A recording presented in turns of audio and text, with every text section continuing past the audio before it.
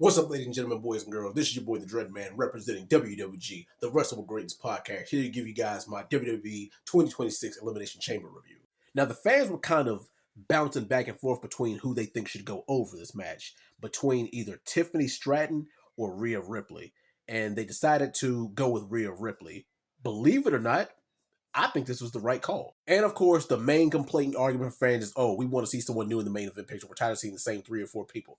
But from a business perspective, this is the right call because Rhea Ripley is a big name. She's a household name. She sells tickets. She puts asses in seats. So why not? And besides, if you can't get either Charlotte Flair or Bianca Belair, this is the next best match for Jade Cargill. Now, as far as the Elimination Chamber match itself, I'll probably give it a 7.5 out of 10. Now, the standouts for me were Kiana James. I love her performance. And, of course, Raquel Rodriguez. And a lot of people thought that she's the one who should have went over. But I think the only reason why is because they have something special planned for her down the road. Alexa Bliss started the match, and I actually called her being out fairly early. But one of my favorite spots in the match was when Asuka landed the poison mist on her. But my all-time favorite spot during that match was when Raquel Rodriguez pretty much just plowed through Kiana James. Jesus Christ. She established herself as a dominant force, and what more could you ask for from her? Now for the finish. The finish was okay. It's just that I expected the finish to be Rhea Ripley versus Raquel Rodriguez because that to me made the most sense. But of course, you gotta throw Tiffany in there just so people don't forget about him. Come on, how the hell could you forget about Tiffany time?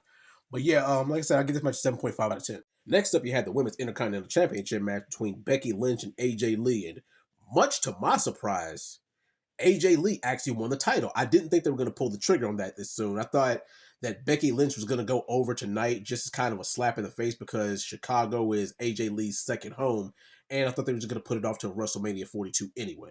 But the match wasn't bad at all. I like how it was kind of a slow-paced match, how this is AJ's first singles match in over a decade, and she needed to check that ring rust off because she's a part-timer.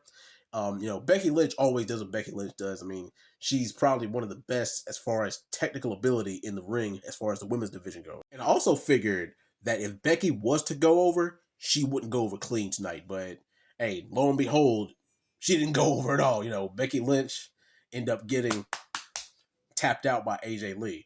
I personally do think that Becky Lynch does need to at least get one over on AJ Lee, unless they want to build that narrative that AJ Lee just has Becky Lynch's number, which if you want to do that, that's fine. But now the question is, who dethrones AJ Lee since she's a part-timer?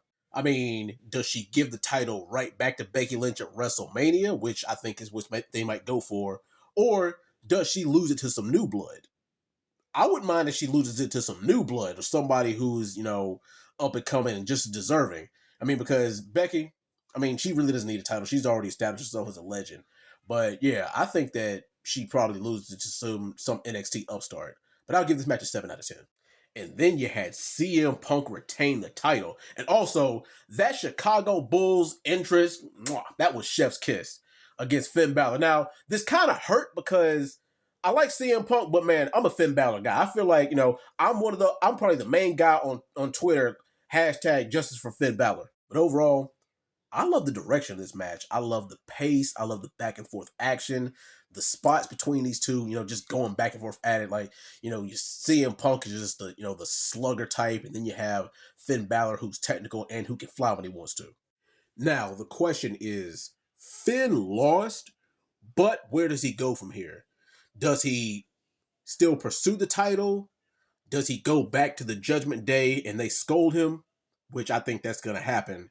And a lot of people are saying that he should face Dom for the Intercontinental title, but I think that's the direction that they're going to go in if he's not still in the World Heavyweight title picture. But I think that it was pretty much a foregone conclusion that CM Punk's going to retain anyway, because it's very, very rare that WWE throws a curveball like that this close to WrestleMania. But that's pretty much our main event for maybe even night 1 or night 2. Now, the main event, the men's Elimination Chamber match, in the words of Trick Williams. Let's talk about it. Javon Evans and Cody Rhodes start out the match, and they were kind of an unlikely pair, but the thing is, they actually worked so well together. And you knew that as far as Javon Evans and Logan Paul, you knew that this match was going to be a spot fest.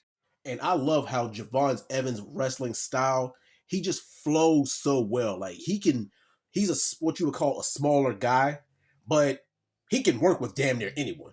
And a lot of people were saying that LA Knight should have won this match. I'm telling you guys, be patient. Money in the Bank 2026 is his time. Just be patient.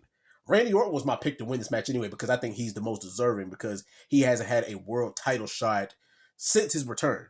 Trick Williams, of course, did his thing, and he has chemistry with everyone as far as his aura. Now, I'm telling you, if they play the cards right with Trick Williams, he could be the next big thing. I mean, because he has the aura, he has the charisma, he has the look, the physical look. I mean, he's pretty much what you would call your total package guy. And some people might not have liked the Logan Paul spot with him eliminating the first three guys. I actually like it because he was inserted into the match so quick, so it made him fresh. It's like, oh my God, we spent all this time preparing for Jey Uso. We didn't prepare for Logan Paul despite him being in the match 3 times in the last 3 years. But man, oh man, the payoff. There's been 2 masked men decoys in the last 24 hours. And guess what? There was a third masked man who landed that curb stomp. And guess who it was? None other than Seth freaking Rollins, the ghost of Vision Past himself. So I think it's pretty much a lock between Logan Paul versus Seth Rollins at WrestleMania. But now, there's another question that remains. Was Seth Rollins working alone to take down the new Vision? Or is there somebody else on the inside who's been working with him? I guess we'll find out sooner rather than later. And I absolutely love the finish of Randy Orton taking advantage of a distracted Cody Rhodes with an RKO and finishing him. But yeah, the question is, where does Cody Rhodes go from here? I think they personally do Cody Rhodes versus Jacob Fatu at WrestleMania. Unless, and I really don't care for this, I mean, but if they do it, whatever, either a triple threat or a fatal 4-way between Randy Orton, Drew McIntyre, Cody Rhodes, and Jacob Fatu. But overall, I'll give Elimination Chamber 2026 an 8 out of 10. Anyway, you guys leave a comment. Let me know what you think. This has been the Dread Man with Wrestling with Greatness podcast. Peace out. See you next time.